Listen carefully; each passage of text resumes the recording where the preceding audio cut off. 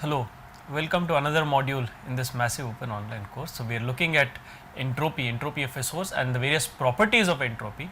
Alright, let us now look at maximum entropy, that is when is the entropy maximized. Okay.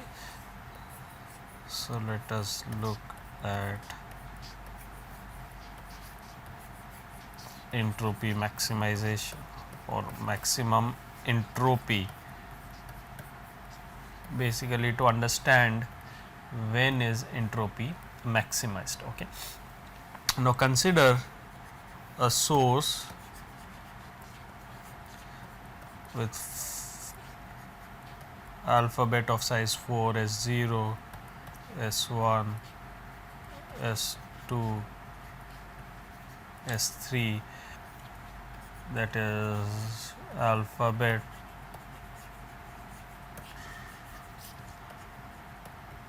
of size 4, that is 4 symbols in the source alphabet. Let the probabilities be P0 equals 0.5, P1 equals 0.25 and probability of S2 equals P2 equals probability S3 equals P3 equals, let us say, naturally these probabilities are going to be 0.25 divided by 2 because the total probability has to add up to 1. So, these are going to be 0.125.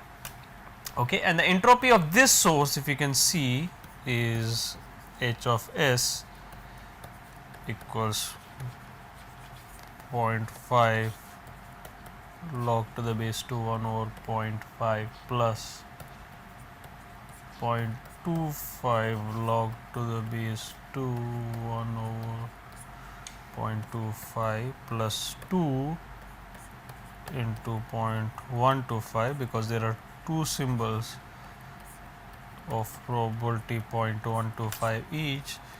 So, this is equal to, well, half into log 2 to the base 2 is 1 plus 1 by 4 into 2 plus twice 1 by 8 into 3, that is equal to 7 by 4 bits per symbol, which is equal to, well, that is equal to, well, 1.7, correct, 1.75 bits per symbol. Okay. Now, if you look at this, and in fact, if you look at this, interestingly, I can represent SO, S1, S2, S3 as follows. I can represent SO using 0, that is a single bit. I can represent S1 using 2 bits, 1 0. I can represent S2 and S3 using 3 bits each, 1 1 1 and 1 1 0. So, this has 2 bits. So, this is an encoding. What we are trying to give here is an encoding of S0, S1, S2, S3. And you can see that basically we can represent S0 using 1 bit, S1 using 2 bits, S2 and S3 using 3 bits each, and basically you are seeing as the probability decreases, the number of bits increases. So, basically symbols which occur with smaller probability have a larger number of bits to represent them. That is the strategy, so that the average number of bits per symbol can be reduced. And if you look at this average number of bits per symbol,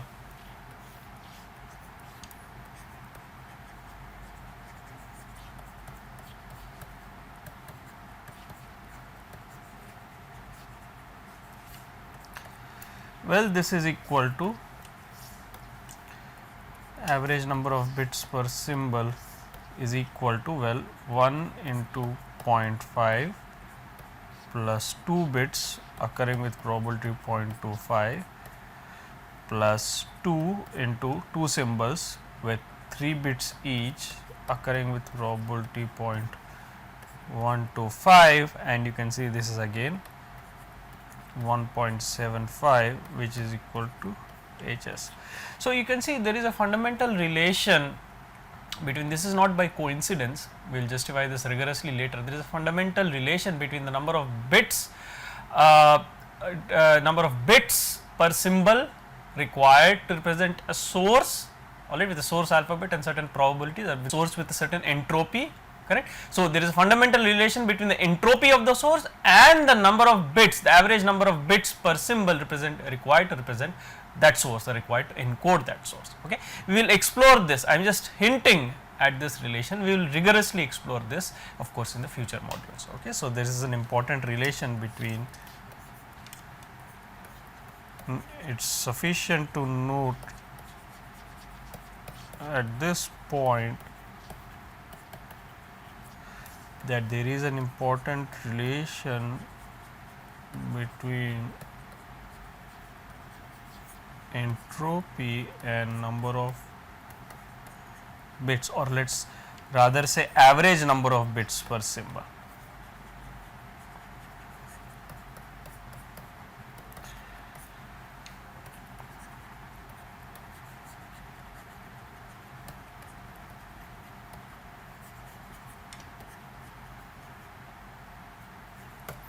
Average number of bits per symbol required to encode the source. Now, let us look at another source, yet another source, or rather the same source, but change probability. Let us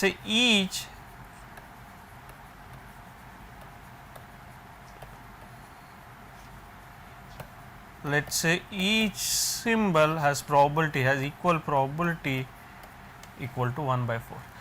Then H of S, you can see, so basically all symbols are equiprobable. So, H of S, you can see in this scenario is 4 into P into log to the base 2 1 over P, that is 4. So, this is 1 into log to the base 2 4, this is equal to 2.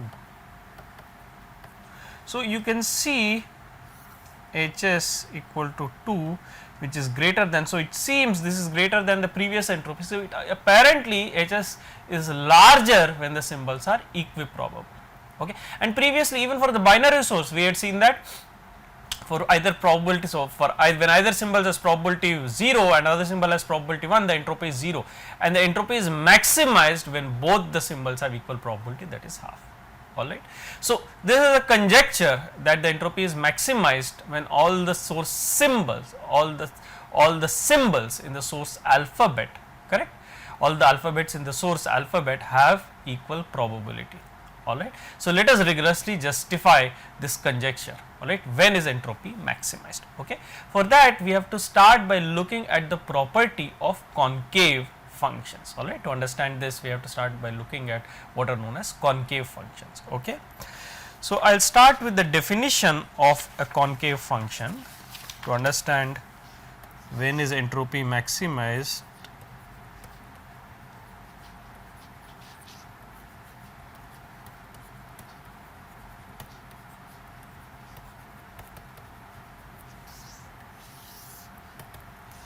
To understand when is entropy maximized, let us start by defining a concave function. A concave function is simply a function which looks like an inverted bowl. Okay. So, basically if I draw a chord between 2 points x1 and x2, okay, this is your f of x.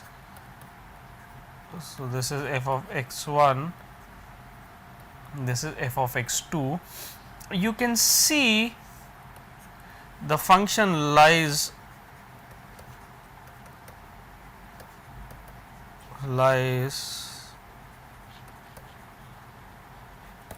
above the chord. That is, if you take a point which is here, let us say, which can be represented as follows. this point corresponds to, let us say, a weighting by theta x1 plus 1 minus theta x2, where 0 is less than equal to theta less than equal to 1, and this is the value of the function at that point, f of theta x1 plus 1 minus theta x2, and this is the value of the chord, all right, at the point. And if you look at the function at the point, I am sorry, this is your f of theta x1 plus 1 minus theta x2, and this is basically theta times f of x1 plus 1 minus theta times f of x2. And for a concave function, since the function always it looks like an inverted bowl, okay, so the function always lies above the chord, therefore it must be true that for any x1, any pair of points x1 comma x2, 0 less than equal to theta less than equal to 1, we must have f of theta x1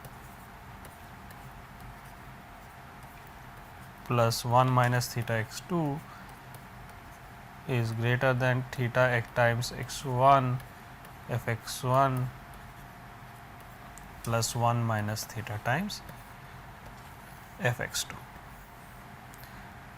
Okay. Such a function which satisfies this property for any x1, x2, any pair of points x1, x2, and any theta which is 0 less than equal to theta less than equal to 1, such a function is termed as a concave function. This is a convex function. This is a concave function. Okay. Such a function is termed as a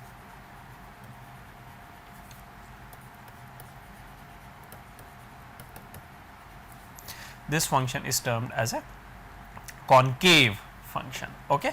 That is basically, it looks like an, as you can see, a concave function looks like an inverted ball, that is the function always lies above the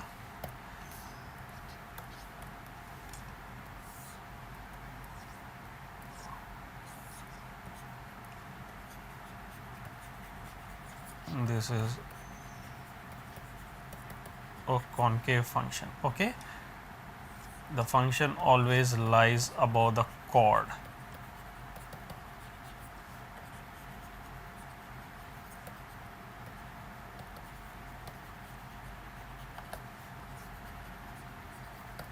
So, it looks like an inverted ball.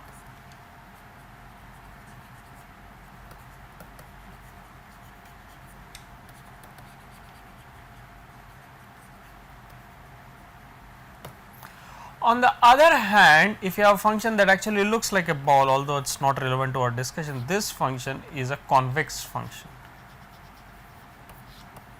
The inequality is reversed for a convex function. It looks like a ball, not like an inverted ball. So, the function always lies below the chord for a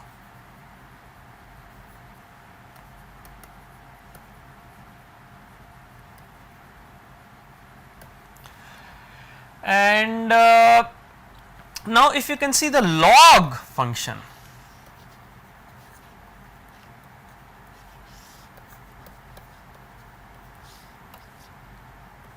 you will observe it is easy to see that the log, of course, the log is only defined for x greater than 0. Okay, so, it is not defined for x less than 0, and for x equal to 0 it tends to minus infinity as x tends to 0.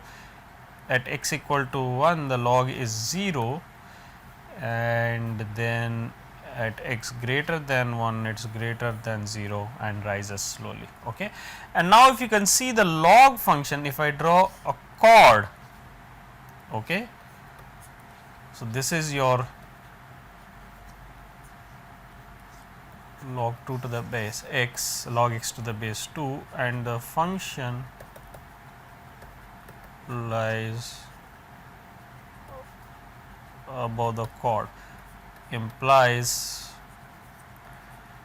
log x to the base 2 is concave. And this can also be seen as follows. If you take this is known as the derivative test, because the log function is differentiable. If you differentiate it twice, examine the second derivative. If the second derivative is always less than or equal to 0, then the function is concave. So, let us differentiate this twice. F prime of x is 1 over log to the base 2 1 over x. I am differentiating log to the base 2. F double prime of x is 1 over log 2 times minus 1 over x square. So, f prime of x, remember x is its log is defined only for x greater than or equal to 0. F prime of x less than or equal to 0 implies f of x is, or f of x rather, this is f of x equal to log of x is concave. This is termed as the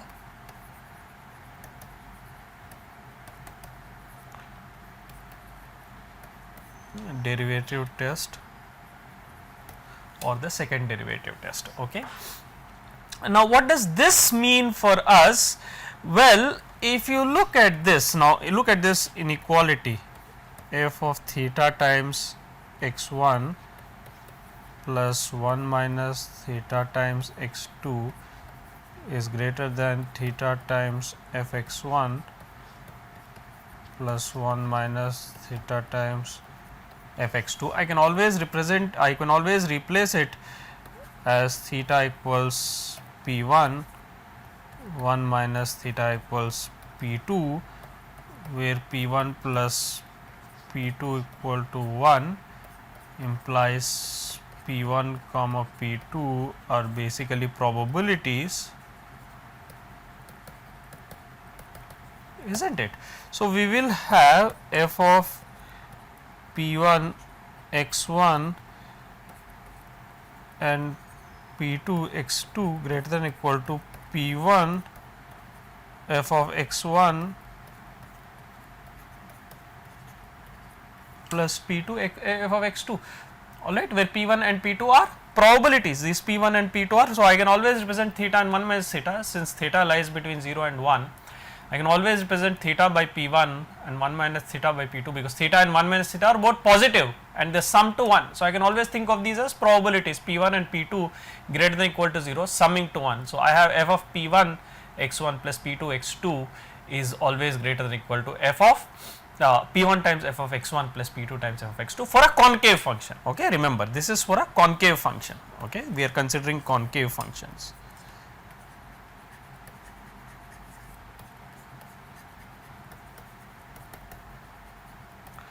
And now I can extend it naturally, no need to be limited by two probabilities. I can consider, or rather in the context of our work, I can consider p 0, p 1, p m minus 1, and I can say f of summation I equal to 0 to m minus 1 p I, correct, p I x I greater than or equal to summation I equal to 0 m minus 1 .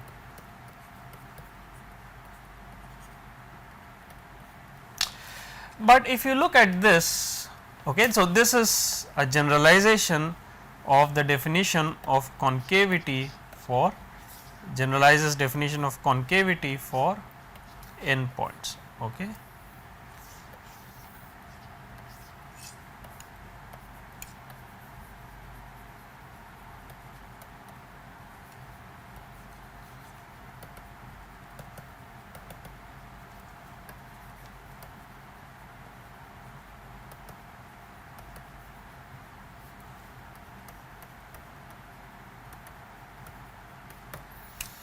definition of concavity for n point or m points rather.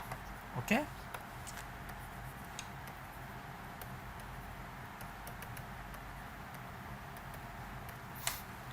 And further, if you look at this, correct, if you examine this further, you can see that summation I equal to 0 m minus 1 p I x I is nothing but expected value of x, where x is a random variable, correct, which takes the value x I with probability p I, and further p I f I is nothing but expected value of f of x. Okay. This is p I, that is weighting each function at each point f of x I with the corresponding probability p I, that is expected value of f of x. So, what we have, if you observe this, so this is expected value f of expected value of x. So, what we have for a concave function is, if you replace, look at it in terms of expectations, we have f of expected value of x is greater than or equal to expected value of f of x. This is basically termed as, very important property, this is basically termed as Jensen's inequality for a concave function, which is naturally also valid for a log function. Remember, we are interested in the log because entropy is built on the log function. Okay. So, this is a very important property, this is a Jensen's inequality for a concave function. Naturally, for a convex function, the inequality is reversed, that is expected value of f of x would be greater than or equal to f of expected value of x. Okay. So, the inequality is reversed for a convex function. Let us note that also, because that might come handy.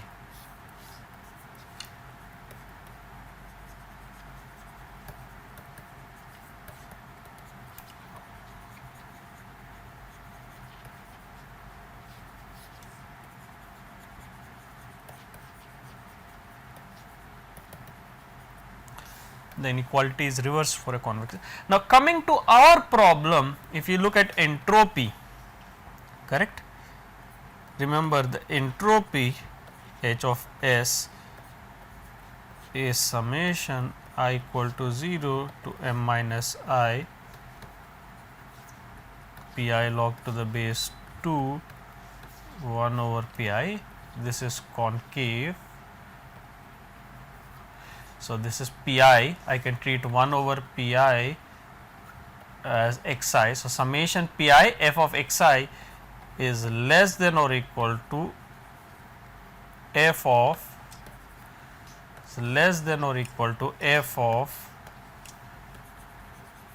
that is log to the base 2 summation I equal to 0 to m minus 1 p I x I, which is 1 over p I, correct, which is equal to log to the base 2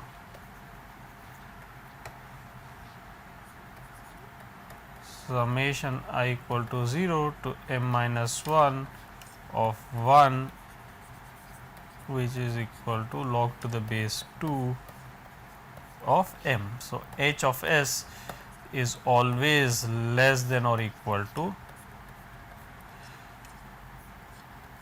log to the base 2 of m, and this is the maximum entropy.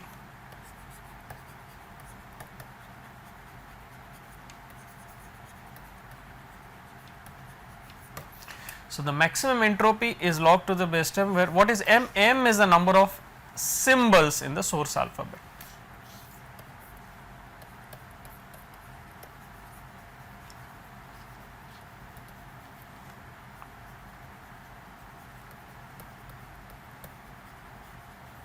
And we have proved this using Jensen's inequality, and you can see that this maximum occurs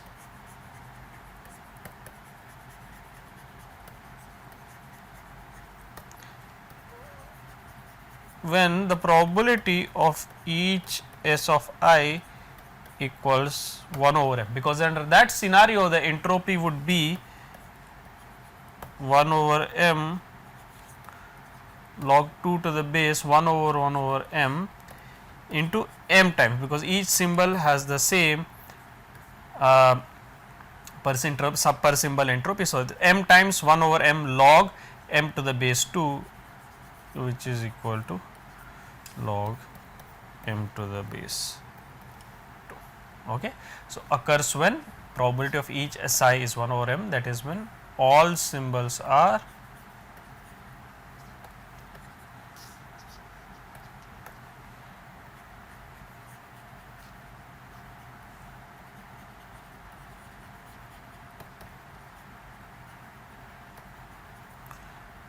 occurs when all symbols. So, entropy is maximized when all symbols are equiprobable. I think that is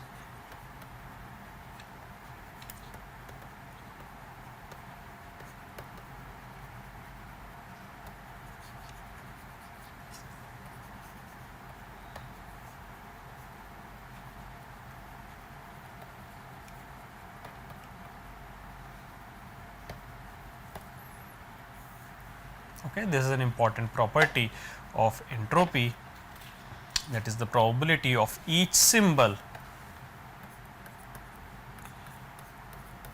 P0 equals P1, so on up to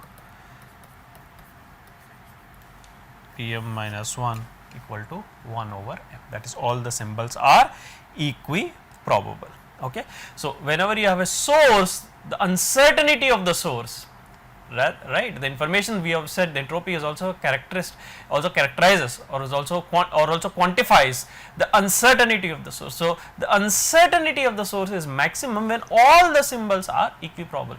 If the probability distribution is skewed, that is some of the symbols have higher probabilities in comparison to other symbols, then the entropy is lower than the maximal probable entropy, maximal possible entropy. Alright. So, the maximum uncertainty, the maximum information per symbol or maximum information per alphabet occurs in a source when all the symbols of the source occur with equal probability. As we have seen in the binary source case, that is an extreme example. When we have two symbols, correct, one occurs with probability 0, other occurs with probability, naturally that means the other must occur with probability 1 because it is a binary source. So, there is no uncertainty left, correct, there is no uncertainty left, which means that the entropy of the source is 0. So, maximum entropy occurs when both the symbols are equiprobable, that is probability equal to half. So, similarly this result generalizes this to a source with any general, that is m symbols in the source comprising of m symbols in the source alphabet, and it says that the entropy is maximized when all the symbols have equal probability. Alright. So, we will stop here and look at other aspects in the subsequent modules. Thank you very much.